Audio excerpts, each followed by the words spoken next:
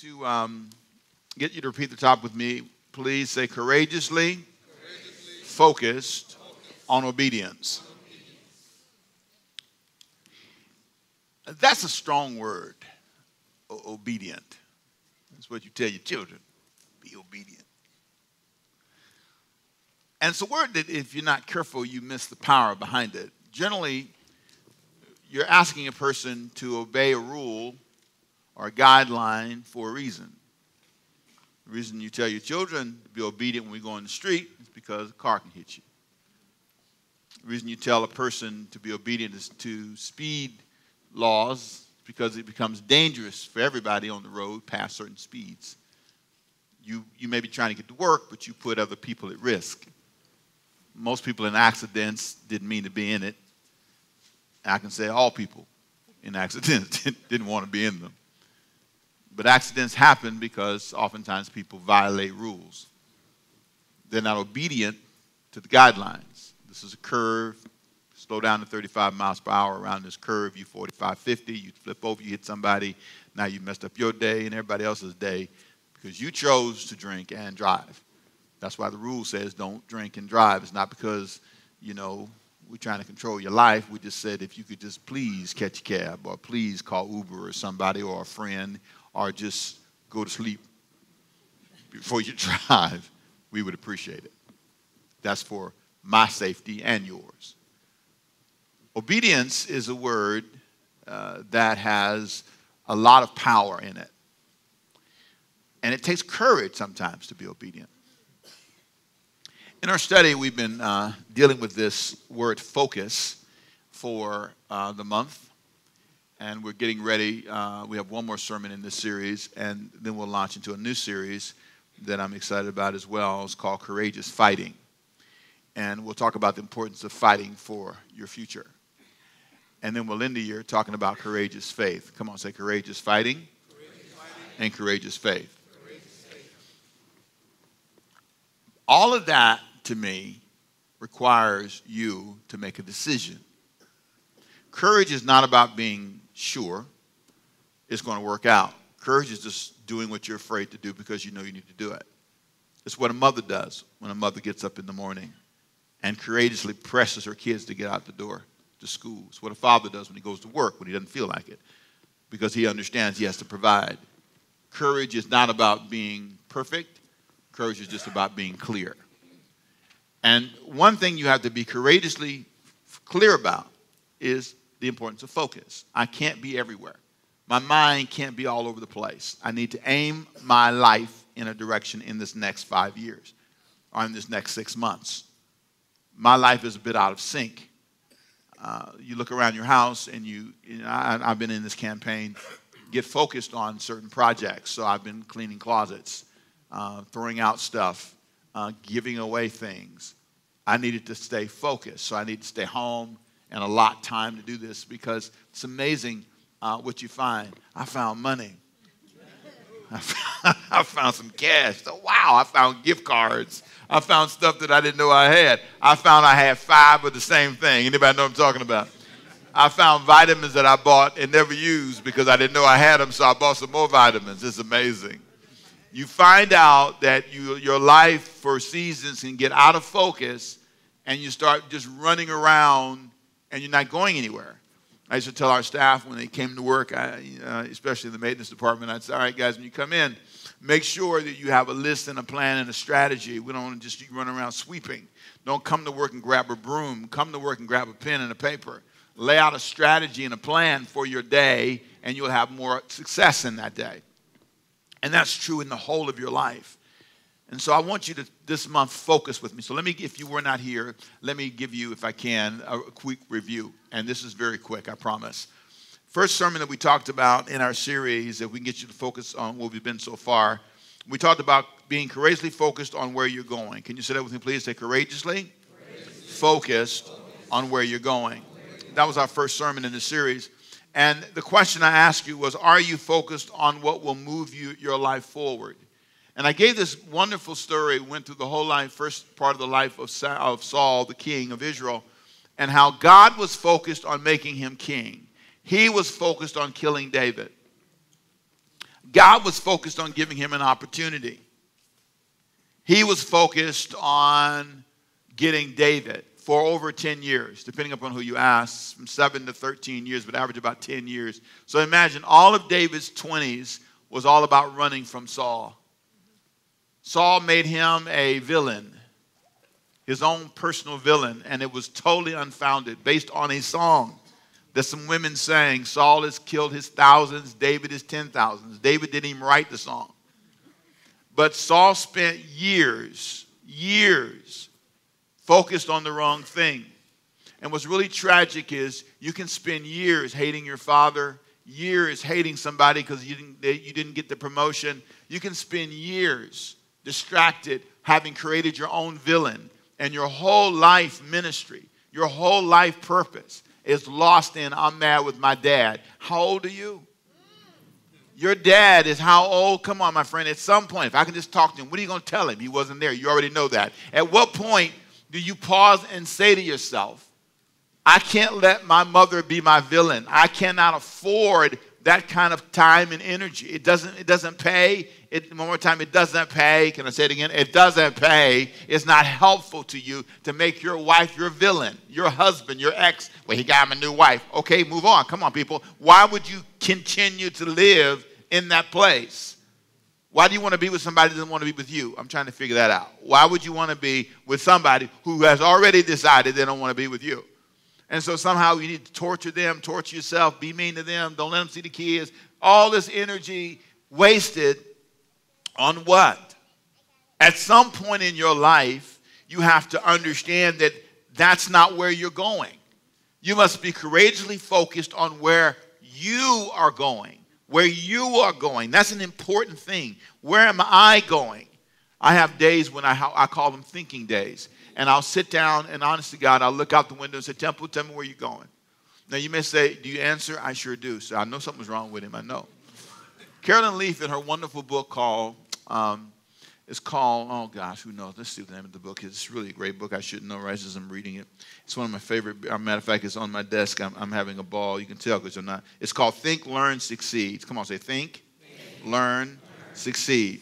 It's all understanding and using your mind to thrive in school and the workplace and life. And in this book, Carolyn Leaf says,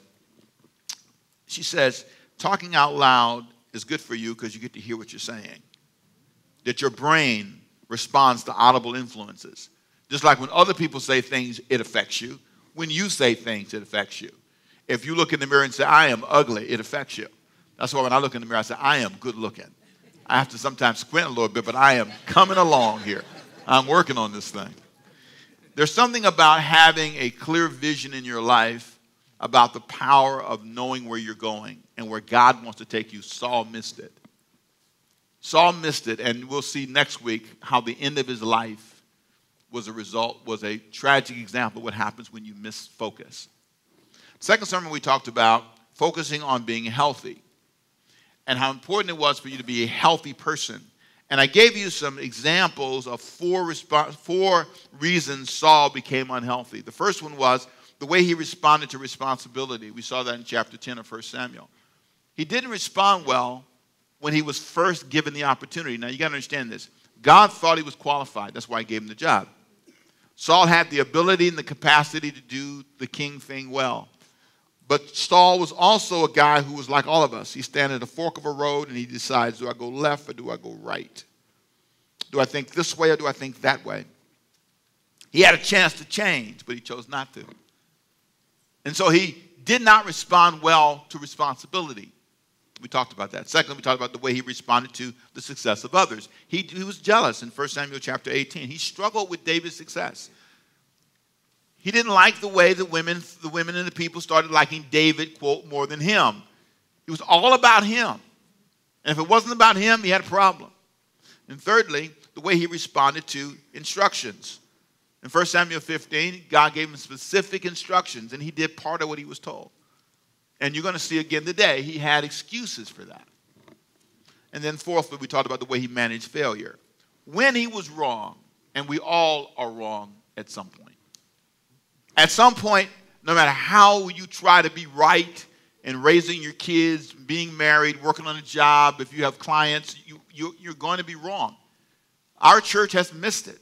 People called, we didn't call back. We missed it. You turned in a card, we lost your card. I don't know, we are not perfect. We try hard, but we're not perfect. But here's what you don't want to do, is what Saul did.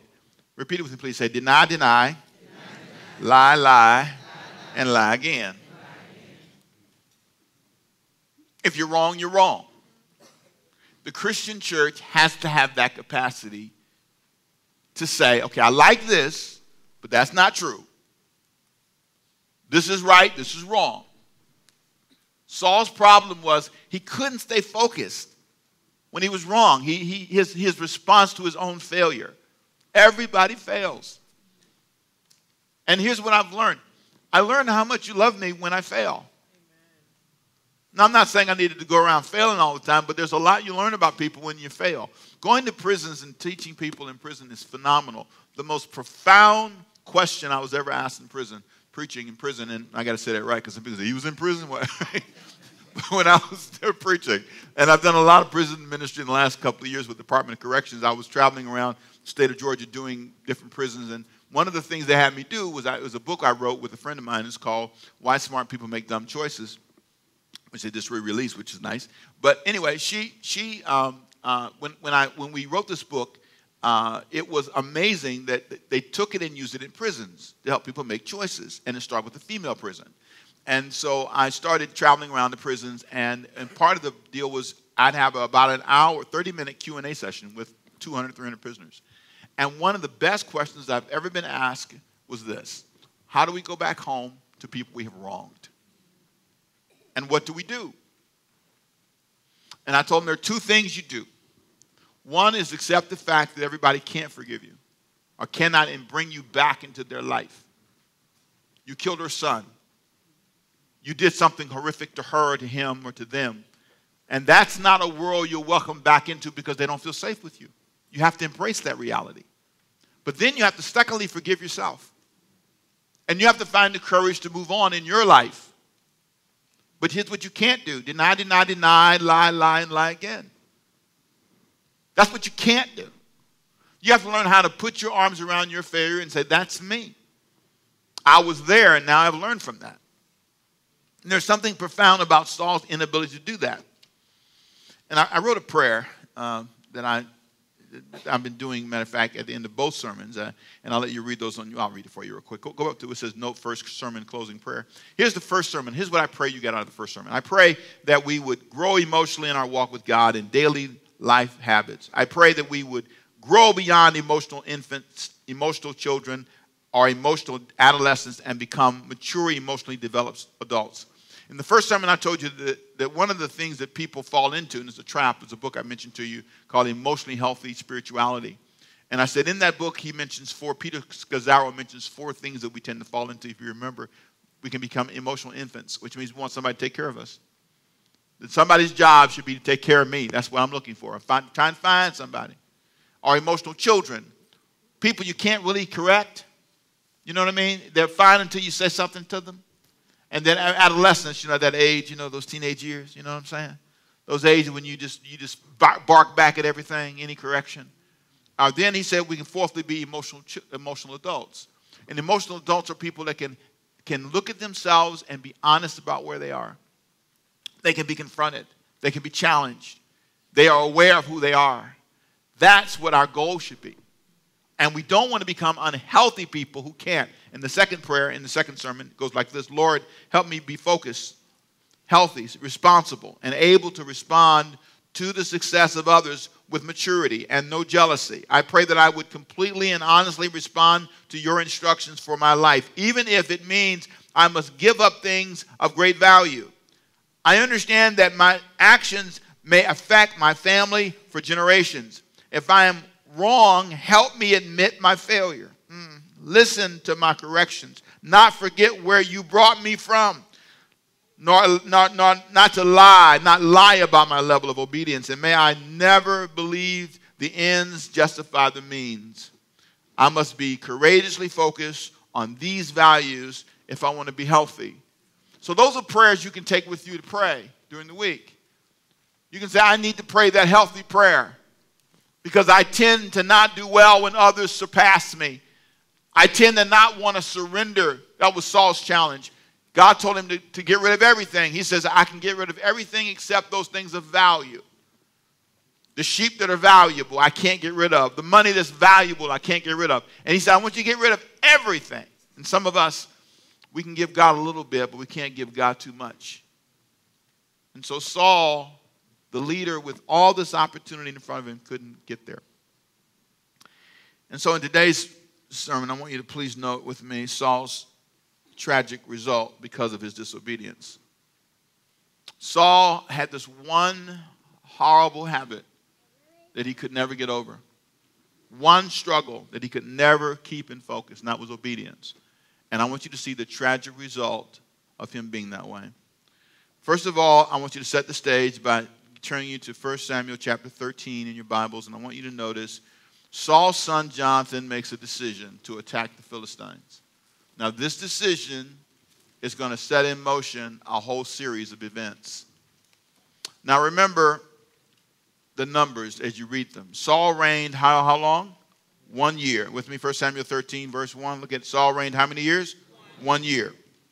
And when he had reigned 2 years over Israel, how many years? 2 years. He's been in charge 2 years now. Saul chose for himself how many men? Now, I need you to do this for me. Hold up three fingers. How many thousands? 3,000. 3,000.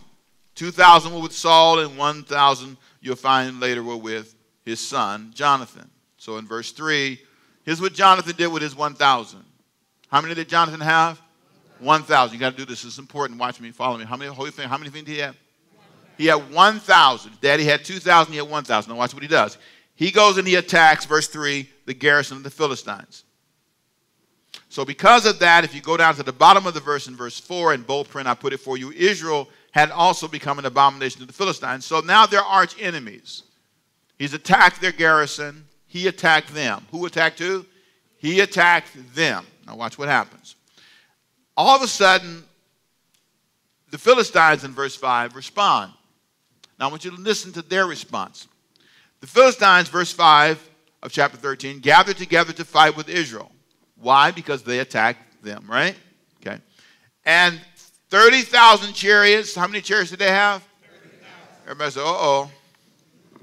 30,000 chariots and 6,000 horsemen. And not only 6,000 horsemen and people as the sand which is in the seashore in multitude. Okay, we got a problem. We have made somebody really mad that has 30,000. How many did we have altogether? 3,000. I'm sorry, we work with these people. How many did we have altogether? 3,000. Now we've attacked somebody who's mad now, and they have 30,000 chariots. That's not people. Those are just the guys on the chariots. And then, not only that, they have not only chariots, but they've got 6,000 horsemen. Chariots and horsemen and people. Now we get into the foot soldiers now. As the what? Sand which is on the seashore. So when the person was trying to count up, he says, okay, it's 30,000, 6,000, 36,000. Okay, it's a whole lot of them. That's basically what he says. He says, listen, I can't count the foot soldiers. Now, this is a problem. And so all of a sudden now the world has changed. Saul now becomes terrified. Look with me at verse 6. When the men of Israel, read this out loud with me, please, come on. When the men of Israel saw that they were in danger, for the people were what? Distressed. Then the people did what? Hid in caves, in thickets, and in the rocks, and in the holes, and in pits. Now I want you to pause right there for a second. Everybody's running. How many do you have? 3,000. And of the 3,000, people they're going in the holes, they're going in the bushes, the people, it's a mess. This is a mess. This is the moment. Everybody's nervous. Okay, we're going to fight these thousands of people who are coming to kill us. And so we need to pray. We need God.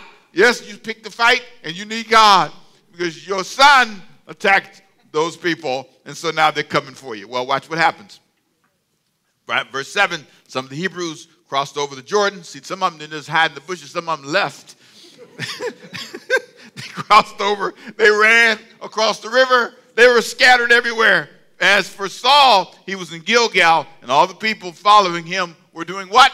Trembling. They're scared. Hey, where we're going? What we're going to do? There's thousands of them. They're coming. It's all over CNN everywhere, ABC, Fox. It's all over the TV set. Everybody is seeing that they are coming in large numbers. They're coming in large numbers to kill us. And we have people running and hiding in the bushes. So watch what happens. Saul panics. That's expected. Now here's what you're going to see. When you get nervous, that's when disobedience tends to rise. Your courage goes away when you're nervous. So watch what happens now. Verse 8, then he waited. How many days did he wait? 7 days. That's fair. 7 days, according to the time set by Samuel. But Samuel did not come to Gilgal, and the people were scattered from him. So he goes to Gilgal. He's waiting for Samuel to come because he knows he's got a big battle coming, and everybody's running. Every day, more and more people are going in the bushes. More and more people are hiding in the holes. More and more people running to the caves. Where's Smith? Where's Sam? Oh, boy, what happened to the whole Johnson family? Everybody's leaving. So everybody's gone, and all of a sudden, he's nervous. He says, we need to pray. We need to pray. We need to pray 7 days. We need to pray. Samuel says he's coming. We're going to wait for Samuel the prophet because he's going to pray for us first, and then we're going to fight, and we'll be okay. Well, watch what happens. Saul, verse 9, said, bring me a burnt offering and a peace offering here to me. And he offered the burnt offering. That's not what he's supposed to do because he's not the priest. Please note that. Verse 10, and it happened as soon as he had finished. As soon as he'd done what? Finished. As soon as he'd finished presenting the burnt offering, Samuel came. Now, please, he told me, he said, I'm going to come in 7 days, but the day wasn't over with yet. But somewhere in the 7th day, he got frustrated and said, listen, we've waited long enough. This is day 7. I'm going to give him the 12 noon or whatever time he gave him. If he's not here at 12:01, I'm offering the sacrifice, and I'm taking charge. Now, I want you to listen to this. This is a man who's justifying his actions because he's facing pressure. Watch this now. Saul went out to meet him that he might greet him. Now watch what he's going to do. He's going to do something you've seen him do last time we studied. Lie and blame the people. Watch what happens, verse 11. Samuel said, what have you done? That's the question. What have you done? This is your time to own up to it. What have you done? You're the king now. God's giving you this opportunity. What have you done? Here's what happened. Saul said, when I saw the people were scattered from me, and that you, talking about you now, did not come within the days appointed, you're late, and the Philistines are gathered together at Michmash, then I said to myself, the Philistines will come down to me at Gilgal, and I have not made supplication to the Lord. I haven't prayed yet. I haven't had my worship service in. Therefore, I felt compelled, and I offered a burnt offering. That's why I did it. There's a reason for my disobedience. It's justified. Now, what's interesting about pastoring is, over the years, 37 years of doing this job, I see this all the time. And I understand in my own life how easy it is, if I'm not careful, to find some justification for me compromising. Now, I'm not going to pick on your issue, because that'd be unfair. So I can say, I don't know what area you have that is a temptation for you to be disobedient in. You know what's right. You can fill in the blank. I know I shouldn't, fill in the blank. I know every time I go over there, I shouldn't, fill in the blank. I know when I get angry, I shouldn't, fill in the blank. I know I need to be more, fill in the blank. Whatever it is, without me naming it, you do a better job than I would do. The question is, how do you justify it? What's really fascinating to me is in my dialogue with people, how often I hear the justification. We love each other. We've been together, been in church for so long, but we have a problem with fill in the blank, and we can't stop fill in the blank. And we know God's not pleased with fill in the blank, but we just can't stop fill in the blank. You fill in the blank. I don't know what it is. And it's really amazing You're not willing to courageously face it.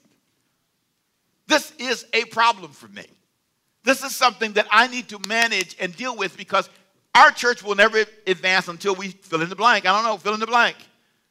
What it is, I mean, stop fighting, money, give, fill in the blank. I don't know what it is specifically in your church or issue, but you know there is a fill in the blank issue that could be the main reason God can't. And when I deal with people, sometimes I say to myself, how did they get here?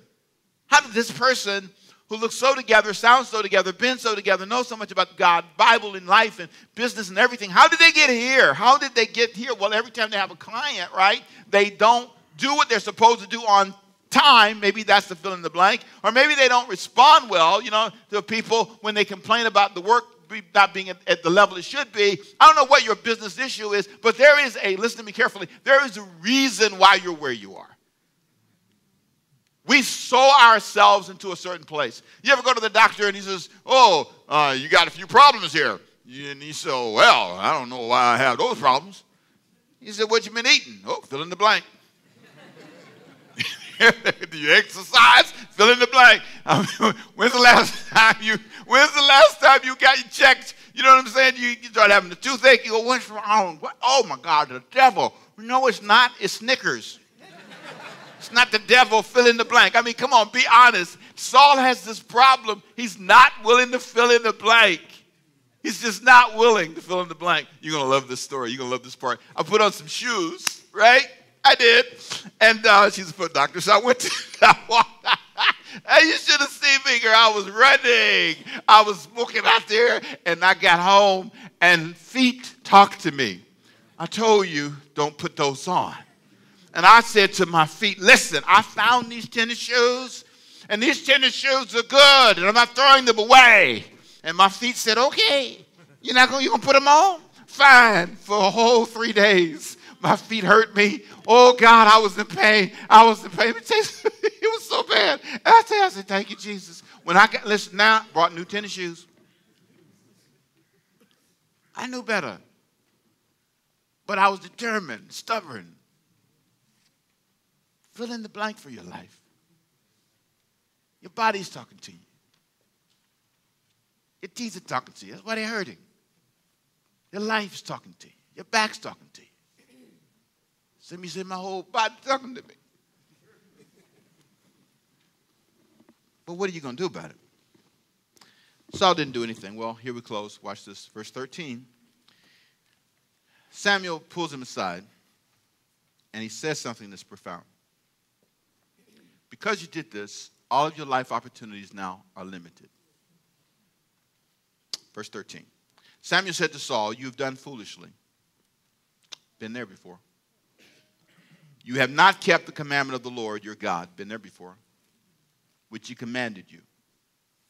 For now, because you've done that, because you've not faced the truth about yourself, the Lord would have, this is important, have established your kingdom over Israel. How long?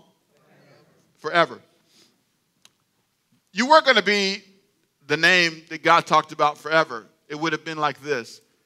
He was after the seed of Saul, not David. That's what you read now. It would have been, his kingdom was supposed to last forever. It's a long statement coming from God, but now, your kingdom, your marriage, your business, your relationships, your opportunities shall not continue. Your church, your ministry, your health, because you won't stop. Because we are determined to continue. We're going to fight and disagree until we don't like each other and can't stand each other. I've talked to people who are in relationships outside of their marriage, and I ask them, do you plan to stop? And they say, I'm thinking about it. I get that a lot. Think about it. Really? Men and women. Don't fool yourself. I hear it on both sides.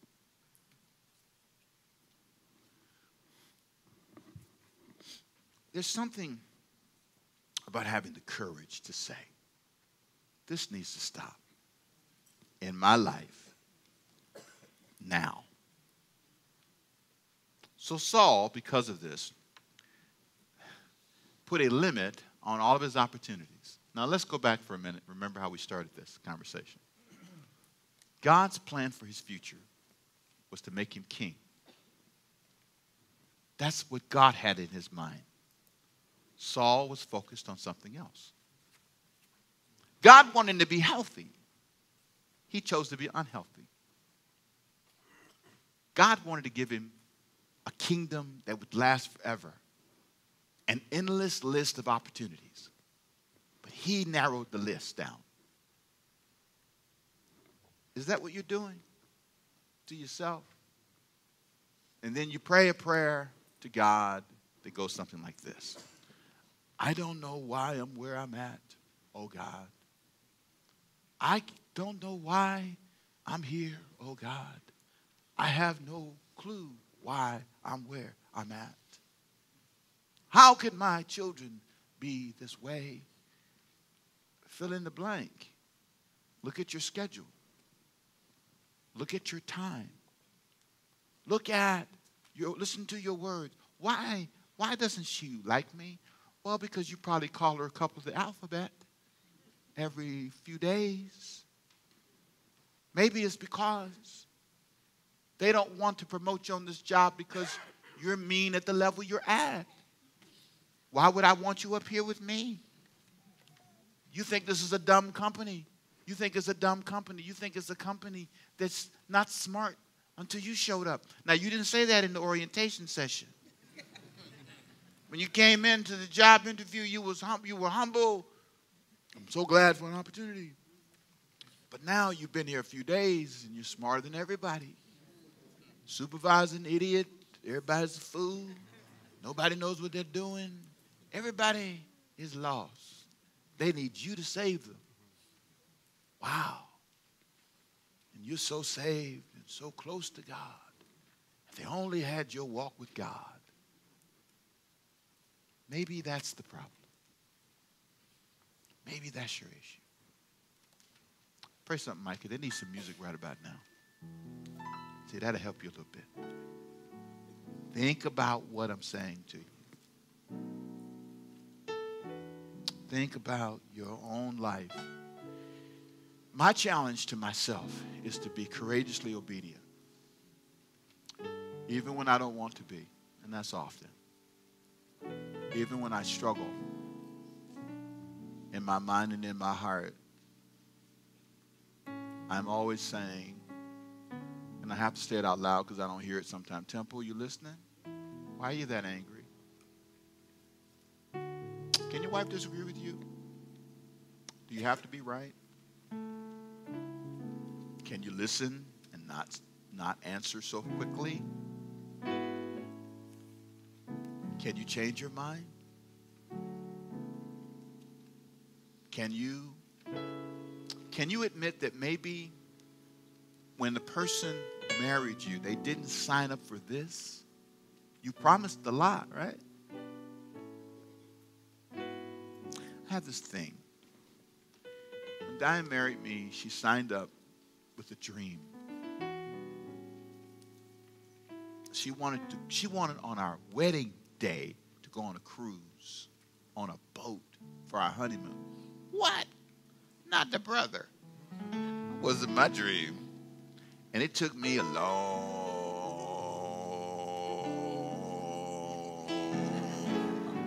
I ain't finished yet, long time. She can tell you how many years it was. I did everything. I did a lot of other stuff. But one day it dawned on me. She get on the boat.